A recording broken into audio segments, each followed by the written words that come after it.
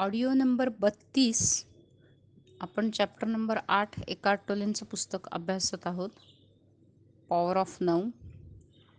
From addictive to enlighten relationship. म्हणजे इथे आपल्याला ऑथर सांगतायत की जी व्यसनी जवळीक आहे, म्हणजे उगाचच आपल्याला आपल्या जोडीदाराबरोबर राहावं राहावं राहावं असं वाटतं. पण हे खरं प्रेम आहे का, याच्यावर भाष्य ऑथर इथे करत आहेत, सांगत आहेत. तर आता त्यांनी या चॅप्टरमध्ये सांगितलं आहे की ही जी व्यसनी जवळीक आहे ह्याच्याऐवजी आपण कायमस्वरूपी त्याच्यात प्रेम कसं आणू शकतो. एनलायटन रिलेशनशिपमध्ये आपण कसं एकमेकांमध्ये व्यसनी जवळिकेव्यतिरिक्त इगो बाजूला ठेवून, अहंकार बाजूला ठेवून हे नातेसंबंध कसे जास्त सुधारू शकतो.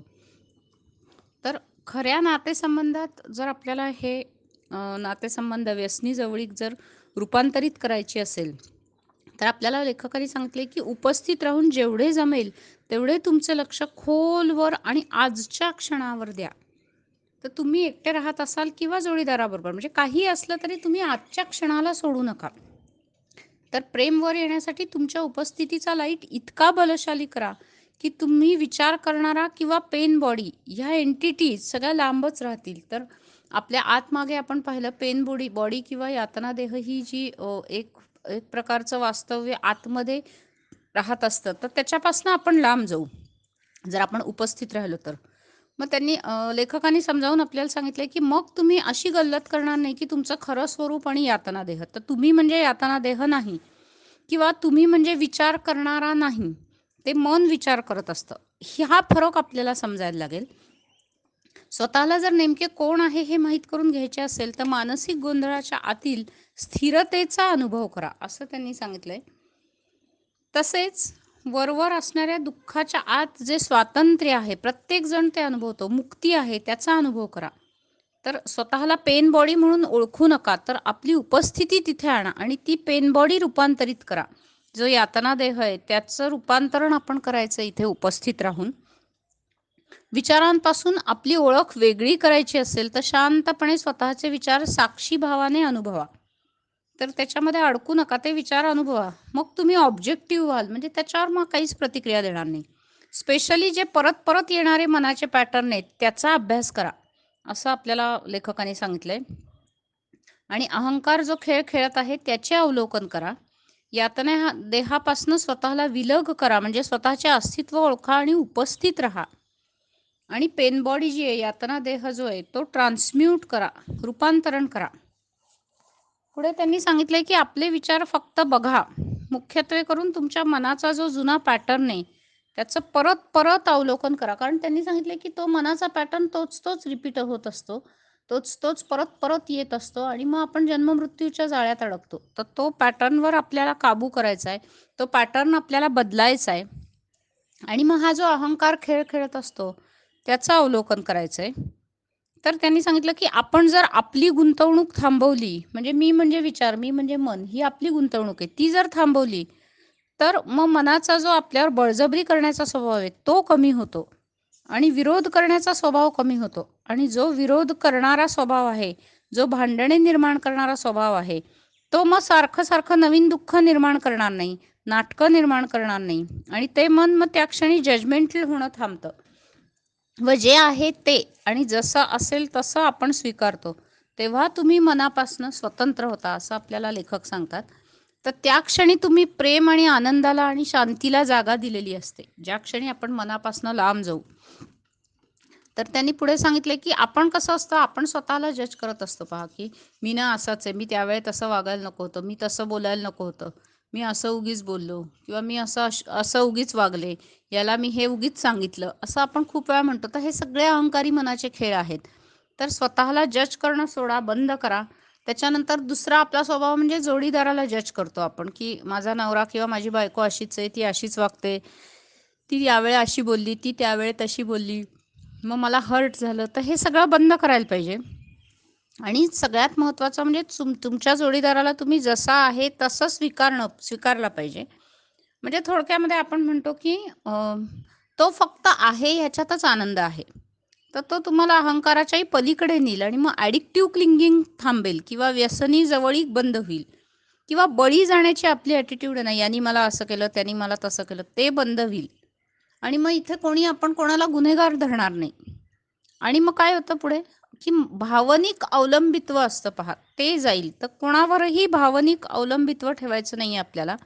आणि जेव्हा तुम्ही खोल वर्तमान काळात शिरता, आज आत्ता समजा मी अभ्यास करते तर मी फक्त अभ्यास करते, कपडे वाळत घालते तर मी फक्त कपडे वाळत घालते.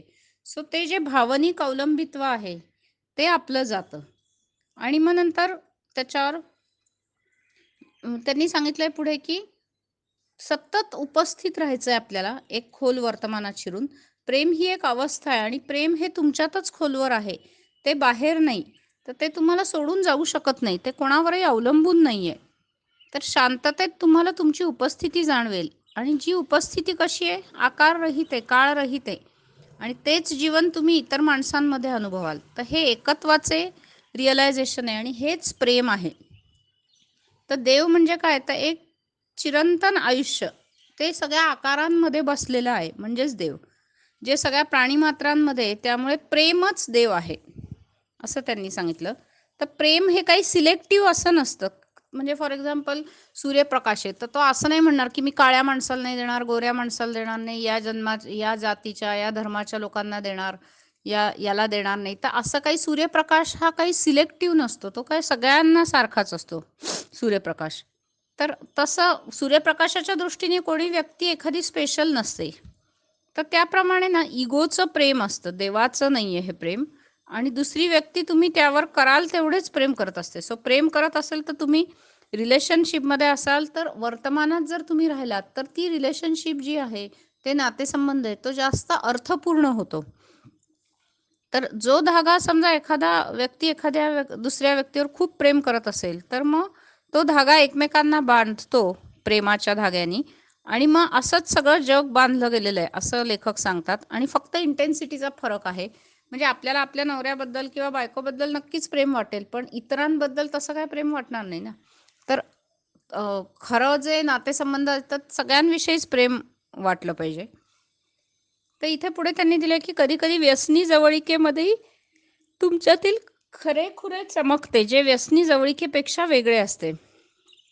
तर कधी कधी असं होतं की तुम्ही आणि तुमच्या जोडीदाराचे मन हे मनच नाही राहत, न मन होते. आणि पेन बॉडी तात्पुरती निद्रित अवस्थेत जाते. तर हे ज्या वेळेला त्यांनी सांगितलं, की कधीतरी असं होतं की आयदर फिजिकल इंटिमसीच्या वेळेला असं घडू शकतं, किंवा एखादा तुमची बायको अगर नवरा अगदी डेथ बेडवर आहे, मृत्यूच्या वेळेला घडू शकतं. तर साक्षी भावाने जेव्हा पाहत असाल, तेव्हा दोघांपैकी एक एक खूप आजारी आहे, तेव्हा तर काही जे तुमचे मनाला पॉवरलेस करते असं काही घडलं, तर मग हे एकमेकांमधलं खरं प्रेम चमकू शकतं. तर मग त्यावेळेला तुमच्यातलं जे अस्तित्व आहे ते ॲक्टिव्ह होतं आणि सक्रिय होतं आणि मग खरा संवाद शक्य होतो. पण हे काय आहे, हे तात्पुरतं होतं. हा एकत्व भाव येतो पण तो तात्पुरता येतो. हा पटकन हरवून पण जातो. जोपर्यंत तुम्ही मनाला लांब ठेवून जुने पॅटर्न डिझॉल्व्ह करत नाही, तोपर्यंत हे असंच घडतं. तात्पुरता दिसतो आणि तो खरं अस्तित्व परत लुप्त होतं. पण नंतर तुम्ही लगेच अहंकाराच्या जाळ्यामध्ये फसता आणि मग मन सक्रिय होतं. तर परत परत मग ते नाटक सुरू होतं. तर ऑथरने आपल्याला सांगितलं, की प्रेम शक्य नाही जोपर्यंत तुम्ही पूर्णपणे मनापासून मुक्त होत नाही. आणि तुमची उपस्थिती इतकी प्रखर असली पाहिजे, की पेन बॉडी आपोआप डिझॉल्व्ह झाली पाहिजे आणि ती मग मन लुप्त करते आणि मग आपण साक्षी भावाने उपस्थित राहतो आणि मग सगळ्यांविषयीच प्रेम वाटतं.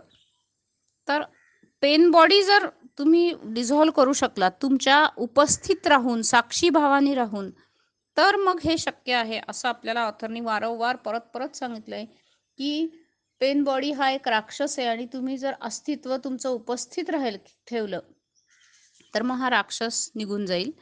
अनेक नातेसंबंध हे उपस्थित नसल्यामुळे, अहंकारी मनाने बनवल्यामुळे अडचणी, भांडणे याला वाव देतात. तर कितीतरी लोक सिंगल पेरेंटिंग स्वीकारतात पहा आणि डिव्होर्सेस झालेले असतात. तर जुने रिलेशनशिप रिझॉल्व्ह करत नाही. तर मग इतर लोक या नाही तर त्या प्रियकर प्रेयसीच्या नात्यात अडकतात आणि दुःख आणि सुखाच्या गोलाकार चक्रात फिरत राहतात. तर काही जण, मग आता त्यांनी सांगितलंय की का रिलेशनशिप घडतात, तर काही काही जण तडजोडी करतात. तर काही म्हणतात की एकटं राहण्यात सुख नाही, तो एकटेपणा घालवायला आपण रिलेशनशिपमध्ये पडतो. तर मग मुलांसाठी आपण एकत्र राहतो. तर खूप वेळेला ना भीतीनी एकमेकांच्या उपयोगी पडण्यासाठी अजागरूकपणे आपण असे वावरत असतो. एकमेकांशी नातेसंबंध बनवतो. तर किंवा खूप वेळेला एक्साइटमेंट किंवा भावनिक ड्रीम किंवा काही दुःखात आपण पडलो तर एखाद्याच्या दुसऱ्याच्या प्रेमात पडतो जो आपल्याला भावनिक सपोर्ट देतो अशा माणसाच्या प्रेमात पडतो किंवा एकटेपणा घालवायला. सो ह्याच्यावर विचार करायला पाहिजे की आपण एखाद्या या व्यक्तीच्या का प्रेमात पडलो आहे आणि त्या व्यक्तीपासनं आपल्याला काय हवंय, कारण अहंकारी मन हे सतत खेळ करतच असतं. तर याच्यामध्ये ऑथरनी सांगितले की वारंवार तुम्ही फक्त वर्तमान काळात जगा. फक्त वर्तमान काळात राहून तुमचे जे प्रियकर, प्रेयसी किंवा नवरा असेल, याची साथ अनुभवा. ती व्यक्ती आपल्याजवळ आहे, एवढंच पुष्कळ आहे. कोणी कोणाला कधीही हॅपी करू शकत नाही. तर ऑथर नेहमी म्हणतात, की प्रत्येक रिलेशनशिप किंवा नातेसंबंध तुम्हाला फक्त कॉन्शियस करत असतो. तर याच्यावर जरूर अभ्यास करण्यासारखा आहे, की आपण रिलेशनशिप किंवा नातेसंबंध का बनवले? भावनिक आहे, एकटेपणा घालवायला आहे, एक्साइटमेंटसाठी बनवले, की तडजोड म्हणून बनवले. तर ह्याच्यावर नक्की विचार करण्यासारखा आहे आणि ह्याच्यावर अभ्यास करून आपल्याला एक परिपूर्ण नातेसंबंधात आपला नातेसंबंध आपल्याला रूपांतरित करायचा आहे. आभारी आहे. Thank you very much.